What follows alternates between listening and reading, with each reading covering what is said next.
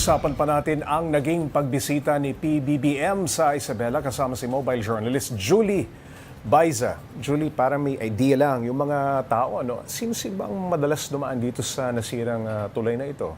Paps, yung tulay kasi na yan, pinagdudugtungan yun yung dalawang bayan, yung Kabagan at saka Santa Maria. So sila karaniwang dumadaan dyan. Pero ngayon nga... Mga truck ba? Ganon. Yes, for shipment. So dahil nga dalawang bayan yun yung pinaggagamitan dyan. So ang naging problema, dahil nga bumagsak yung isang part niyan, babalik sila dun sa lumang tulay na ginagamit nila. Bakit nga ba pinalitan yung PAPS? Kasi laging binabaha yun. Hindi yung nadadaanan kapag umaapaw yung tubig. Kaya itinaas, kaya tinayo ng tulay. Kaya actually suspension bridge, itinaas nga para hindi na nga naaabot ng baha. Pero ngayon, no choice yung mga residente, doon ulit yung bagsak nila.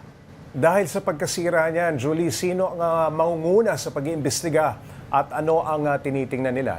Dun sa report po, sabi ni Pangulo, faulty design, Yes, oo. Design flaw. Design flaw daw. Nakita niya ng may problema sa disenyo. Bakit itinuloy pa? Yun ang tanong. Yun nga yung sinasabi niya, na parang isa sa mga dapat managot, syempre. Hindi yung Kung nagdisenyo sino mismo. Sinong nag-allow na itayo pa rin yung tulay kahit alam na may design flaw? Yun nga daw yung naging problema, Kasi sinunod lang naman daw ng contractor kung ano yung disenyong ibinigay sa kanila. So kumbaga nasunod naman yon. Ang problema, bakit nga nagpatuloy kung nakita natin na may ganyan ang problema. Kaya ang sabi ni Palace Press Officer Claire Castro kanina, magsasagawa daw ng investigasyon, pero titingnan din daw kung pinagkakitaan yung proyekto kasi may ganun din silang tinitingnan. Malabang. Dahil nga baka posible daw na napagkakitaan. At dahil nga sinabi na 90% daw nung tulay nabuo nung panahon, dating Pangulong Rodrigo Duterte. Ayun, isinisisi na naman sa dating administrasyon. Lahat daw, Paps, ngayon, ng mga proyekto na natapos nung FPRRD time, bibisitahin na rin. Hindi na lang itong sa Isabela.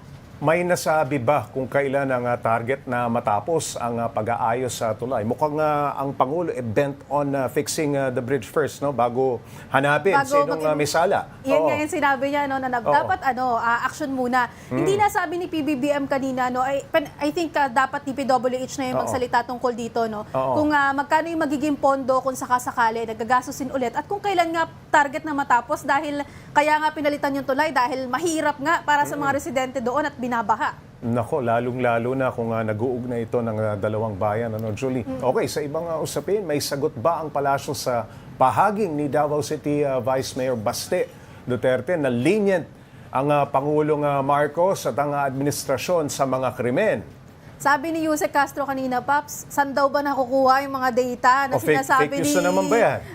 Mayor Baste, ang dapat daw kumausap ng mga abogado, tumingin daw ng mga iba't ibang mga facts at data itong si Mayor Baste. Dahil kung titingnan daw, mas mataas ang crime rate nung panahon ng kanyang tatay na si former President Rodrigo Duterte kesa ngayon sa administrasyon ni Pangulong Bongbong Marcos. Okay, Julie, may update ba tayo sa napaulat na resignation ni Information and Communications Technology Secretary Ivan Uy? Walang kinumpirma ang palasyo kanina, Paps. Ang sabi nila, hindi makumpirma kung natanggap na ba ni Pangulong Bongbong Marcos. Pero ang sure, kung natanggap man, hindi pa daw tinatanggap ng Pangulo. Kumbaga, hindi pa nag-yes. Kung meron man na resignation na ibinigay si Secretary Uy. So, for now, hindi pa malinaw.